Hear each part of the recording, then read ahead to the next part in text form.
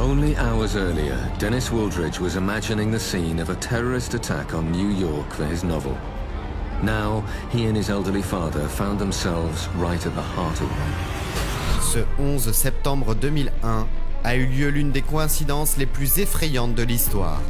Quelques heures avant l'attentat des Tours Jumelles, Dennis Wooldridge, un écrivain amateur, et son père sont arrivés à New York pour les vacances, mais aussi pour donner une vie à une idée qui allait en tête.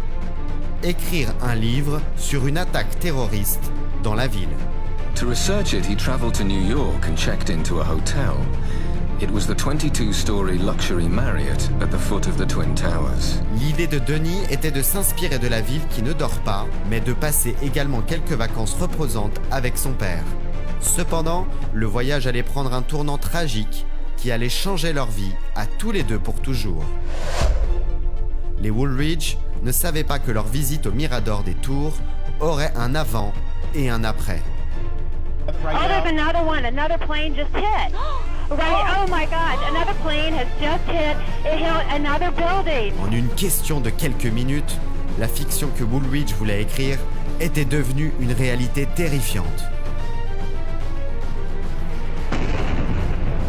Ce qui a été vécu le 11 septembre 2001 à New York a été une tragédie qui est restée imprégnée dans toutes les rétines dès les premières secondes. Cependant, les clients de l'hôtel Marriott, qui étaient au pied du World Trade Center, ont été les derniers à se rendre compte de ce qui était en train d'arriver. And I realized something strange is going on. I still didn't know what it was. The thing that made me a little nervous is they were looking at me, and I realized we were probably not in a very good place. C'est à ce moment-là que les vies de tous les clients de l'hôtel de luxe se sont connectées à cause de l'instinct de survie.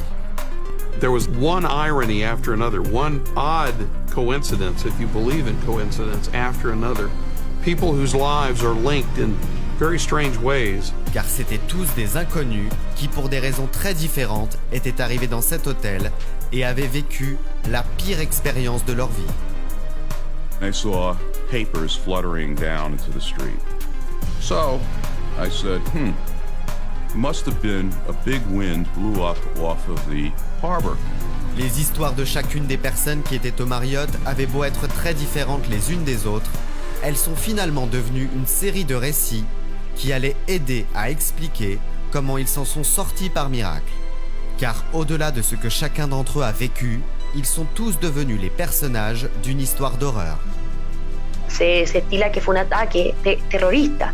Por lo tanto, desde ahí eso ya te genera un trauma porque te das cuenta que en una zona en donde te tienes que sentir seguro o seguro, en cualquier momento puede ocurrir un hecho que sucede esto. When we see that smoke coming behind us, we just ran to the ferry. We were so shocked that we survived from the collapse. Et c'est ainsi que Dennis Wooldridge, cet écrivain amateur qui rêvait de publier un roman sur un attentat aux États-Unis, a fini par raconter ce qui a été sa propre expérience lors de l'un des jours les plus terrifiants de son existence. After experiencing the events of 9/11, Dennis Wooldridge has given up his plan to write a novel about a terrorist attack. Instead, he's writing the true stories of the survivors at the Marriott Hotel.